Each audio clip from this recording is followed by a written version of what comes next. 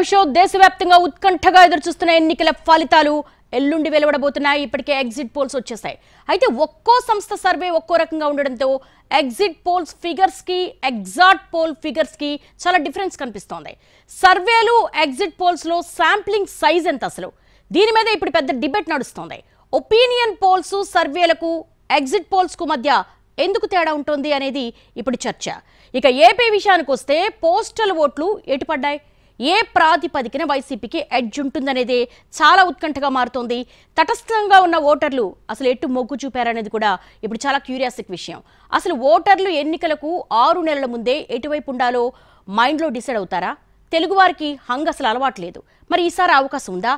ఈ అంశాల మీదే మనతో మాట్లాడటానికి విశ్లేషణ అందించేందుకు ప్రొఫెసర్ నాగేశ్వర్ ఎన్టీవీ స్టూడియోలో ఉన్నారు. గుడ్ ఈవినింగ్ నాగేశ్వర్ గారు. నాగేశ్వర్ గారు, చాలా ఉత్కంఠగా చూశారు, చాలా క్యూరియాసిక్గా చూశారు ఎగ్జిట్ పోల్స్. సో కానీ కొత్త సస్పెన్స్ని క్రియేట్ చేశాయి. ఓవరాల్గా చూసుకుంటే గనక నేషనల్ ఎగ్జిట్ పోల్ ఏజెన్సీస్ అన్నీ కూడా తిరిగి ఎన్డీఏకే పట్టం కట్టబోతుంది. 3వ సారి మోడీ ప్రధాని కాబోతున్నారు. అసలు మోడీ విజయ రహస్యం ఏంటి? అంటే ఇది ఈ విక్టరీ ఇప్పుడు మీరు అన్నట్లు దాదాపేంటి అన్ని సంస్థలు కూడా బీజేపీకి క్లియర్ మెజారిటీ ఇస్తున్నాయి. ఈవెన్ ఎన్నికలకు ముందు ప్రీ పోల్ స్టడీస్ కొంత బీజేపీకి 272 మార్క్ అన్న తగ్గుతాయా, 303 మార్క్ అన్న తగ్గుతాయా అని చర్చ జరిపారు. కానీ ఇప్పుడు దాదాపు ఏకాభిప్రాయం వస్తుంది, బీజేపీ స్పష్టంగా గెలవబోతోందని. అందువల్ల ఈ ఎగ్జిట్ పోల్స్లో మొదటిది బీజేపీ మోడీ హ్యాట్రిక్ కొట్టబోతున్నాడు. 2 మోడీ ఫ్యాక్టర్ దెబ్బతిన్నది అని అనుకున్న వారికి కూడా మోడీ ఫ్యాక్టర్ కాస్త దెబ్బ తగిలితే తగ్గచ్చు, కానీ అది గాయపడలేదు. Still Modi factor is hugely relevant in India.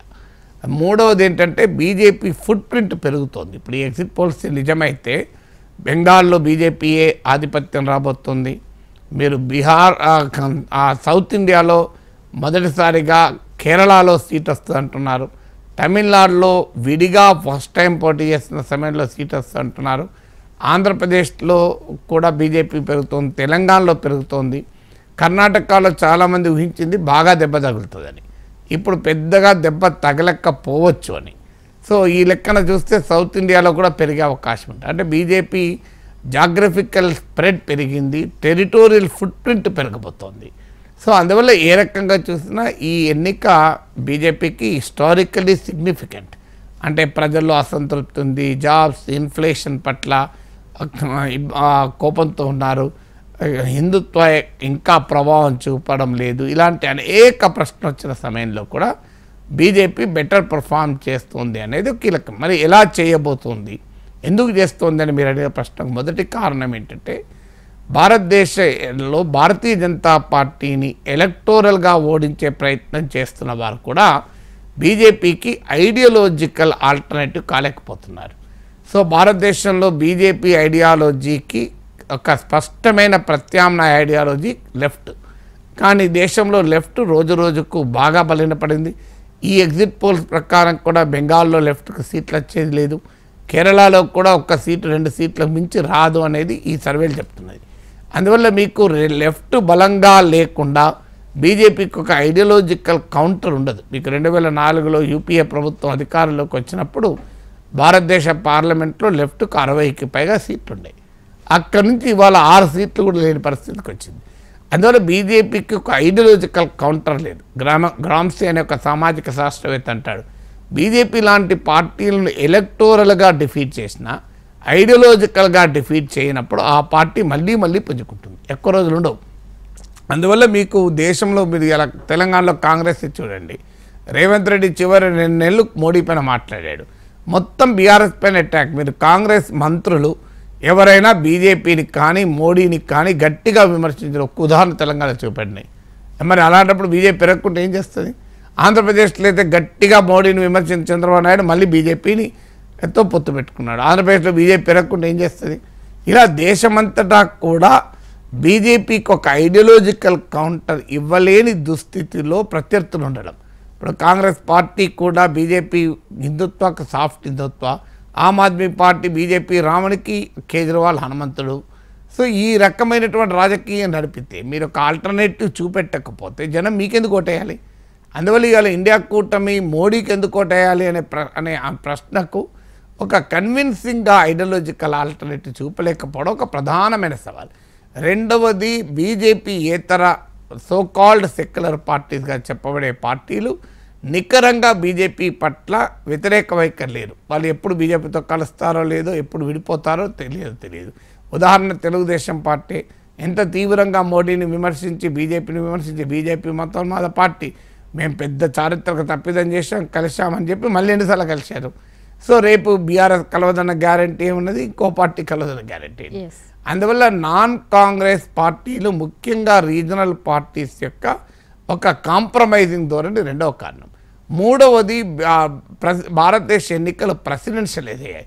అవునన్నా కాదన్నా నాయకుని చూసి ఓట్లేసే దశకు వచ్చింది.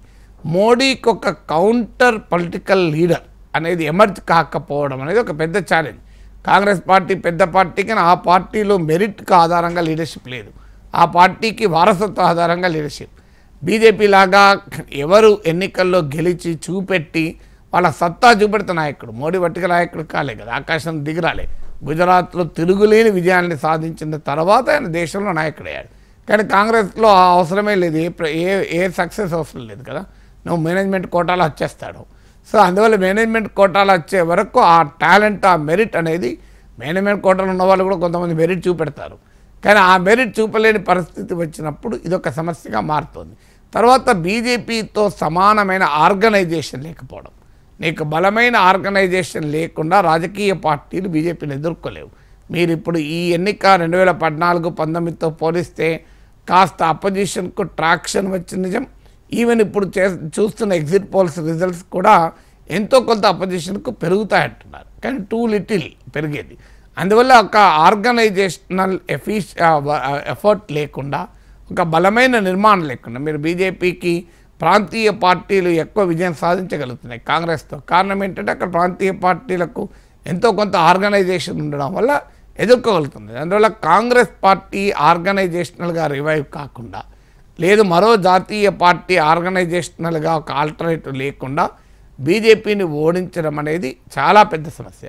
తర్వాత ఇంకొక ముఖ్యమైన అంశం ఏంటంటే, భారత రాజకీయాల్లో మీకు సంకీర్ణ రాజకీయాలు అనివార్యమైతే ప్రజలు ఆహ్వానిస్తారు తప్ప బలమైన నాయకత్వం కావాలి, ఒక సుస్థిరమైన ప్రభుత్వం కావాలనే కోరిక కూడా ఉంటుంది. అందువల్ల మీకు యూపీఏ ప్రభుత్వం అధికారంలోకి వచ్చినప్పుడు కాంగ్రెస్కు 150-160 సీట్లు, సెకండ్ టైం అధికారంలో కాంగ్రెస్కు 200 సీట్ల పైగా వచ్చాయి. అందువల్ల ఇవాళ ప్రతి ఒక్క మనిషికో 50 సీట్లు వస్తాయంటే ప్రజలు యాక్సెప్ట్ చేయరు. మళ్ళీ కాంగ్రెస్ పార్టీ ఒక 150 సీట్లు 200 సీట్లు తెచ్చుకొని ఈ కూటమికి నేను ఇరుసులాగా పనిచేస్తానంటేనే ప్రజలు విశ్వాసం పొందుతారు. లేదంటే మీరు 10 మంది 20 మంది కలిసి మనసు 10 సీట్లు వేసుకొని నేను అధికారంలోకి వస్తా అంటే జనం యాక్సెప్ట్ చేస్తాను రెడీగా లేదు.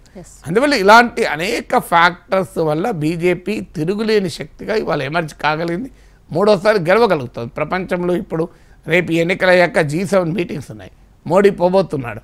అక్కడ G7కి వచ్చే నాయకులందరూ ఇవాళ ఎన్నికల్లో గెలుస్తామా తలకా పట్టుకుంటున్నారు. బైడెన్ ట్రంప్ చేతుల్లో ఓడిపోతారన్న వార్తలు వస్తున్నాయి. రిషి సునక్ బ్రిటన్లో ఎన్నికలు July 4న బ్రిటన్లో మోస్ట్ ప్రాబబ్లీ ఓడిపోతాడు, conservative party. Even Rishi Sunak ఎంపీగా గెలవడం కష్టం అంటున్నారు.